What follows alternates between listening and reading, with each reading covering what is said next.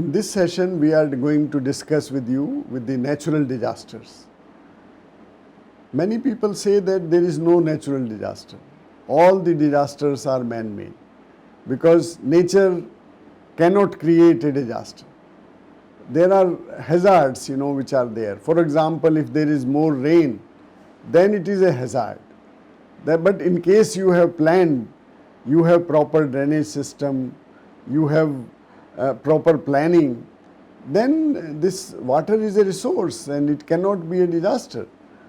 So, but anyway, when there is excessive rain, then it can turn into disaster. So we will discuss the natural disasters which we are having in the country. We are having floods and droughts, we are having cyclones. All these are hydrometeorological disaster, we call it.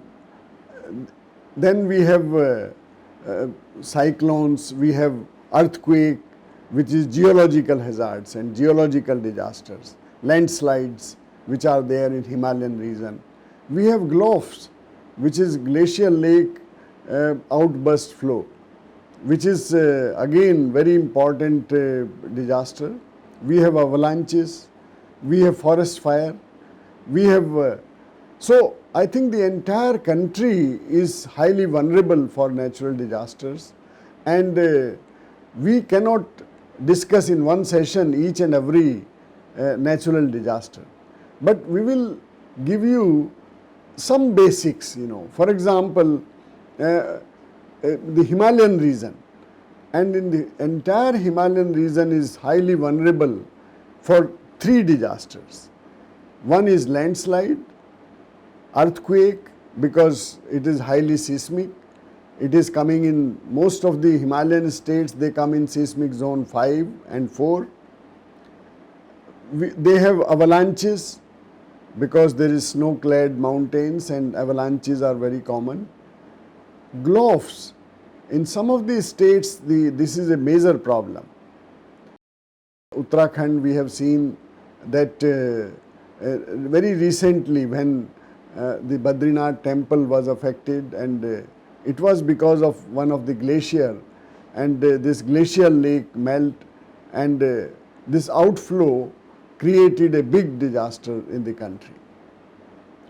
Drought is a major disaster. In fact, if you ask me, in this country there were two major disasters. I mean, since hundreds of years. Water was the issue basically, too much of water or too less water. If there is too much water, it is flooding. If there is less water, it is drought. And this water management was the issue. We have network of rivers, rainfall is 105 centimeter, but management, in case we have proper management, then we will not be having floods, we will not be having droughts. I remember there is one very important report which was submitted in 70s, late 70s, 78, 1978, that is Baad Ayog report, Flood Commission report. And in case you see the recommendations, I think each and every recommendation is important, and most of the recommendations were neglected.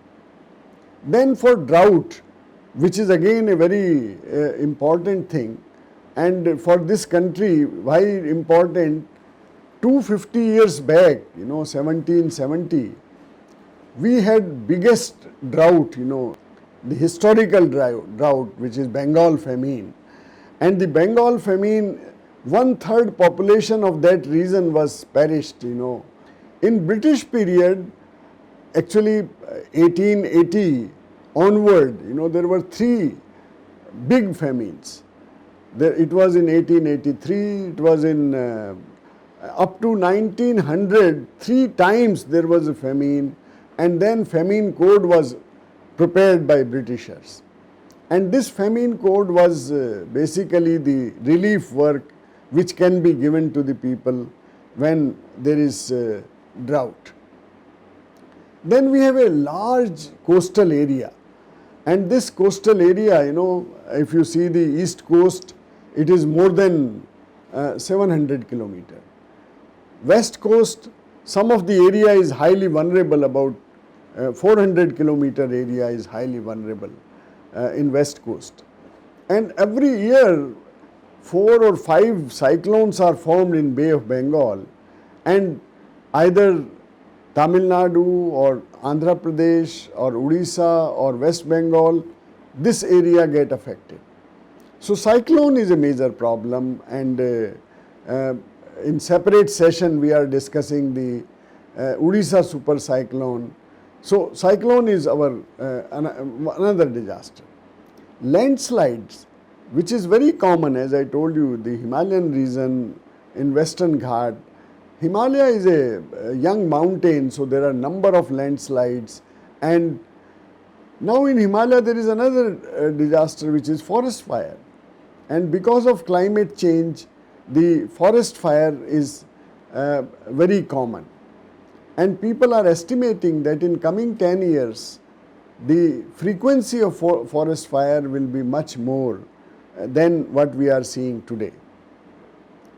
Then similarly, there are other natural calamities which are happening in the country.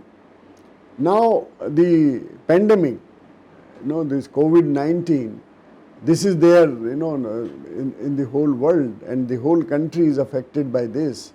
And now we will discuss in this session that what are the complex disasters. You are having pandemic, and at the same time you are facing floods. In some of the portion you are facing earthquakes.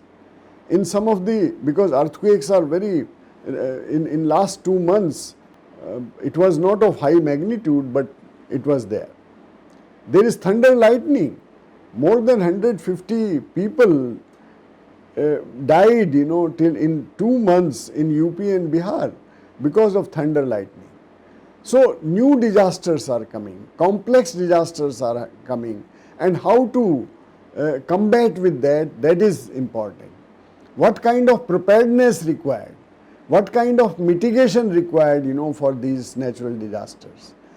We have 2 ways for mitigation. One is structural mitigation, one is non-structural mitigation. So we will discuss that. Structural mitigation is for engineers, because if you are engineer, you will always talk about the, when we will talk flood, you will say dam, embankment. And in case we have embankment, engineering solutions, then it can be mitigated. But it is very costly affair. You take example of Delhi, it is capital. We have 29 kilometer embankment. It is Kacha embankment. And every year to maintain it, you need several hundred crores just to maintain this embankment. So I think engineering solutions are good and required, many times they are required, but they are very costly. Non-engineering, that is non-structural mitigation. I think country like ours should give more emphasis on non-structural mitigation, where the training, education, awareness, drills, I think this kind of thing, and involvement of people basically, involvement of community, making volunteers, making trained volunteers groups, making a state level force which can be used in disaster risk reduction, that is important. And so mitigation is another aspect, then the response is another aspect, and response is different for different natural disasters. For flood it is completely different. You have NDRF in the country. NDRF is a trained force, but the battalion which is trained for earthquake cannot work in Bihar today, where we are having floods and almost all rivers are flooding, and so separate training is required for that. There is flood rescue program which is given to, this training is given to some NDRF people, and they are specialized in that and they are used for that. Similarly, I think different specialization required for response, and India is having a specialized force, that is NDRF. Some states are having a state disaster response force, but again the important thing is community.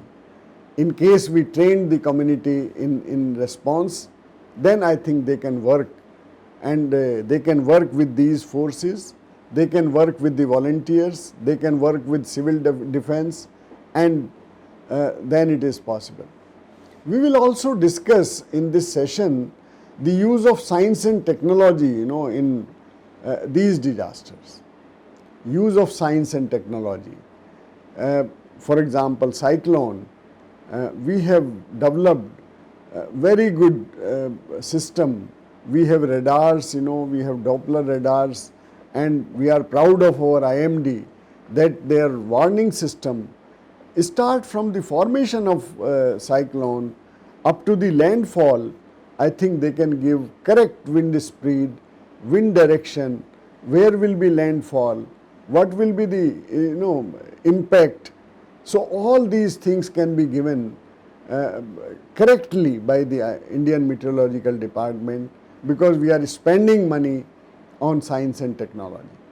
Similarly, for these sensors for landslide, and we are developing early warning even for Japan has developed even for earthquake, though few seconds, and with these few seconds they can save lot of their resources. For example, bullet train, in case there is earthquake and bullet train is moving, then you can imagine how much loss will be there and how much life loss will be there. But these few seconds time which they get from the early warning, they switch off the bullet train, they stop it and save human life and the resources. So similarly, India is also doing a lot, and we are next to none, in science and technology. How we are using it for early warning, how we are using it for mitigation, how we are using it in preparedness, that can also be discussed in this session. Thank you.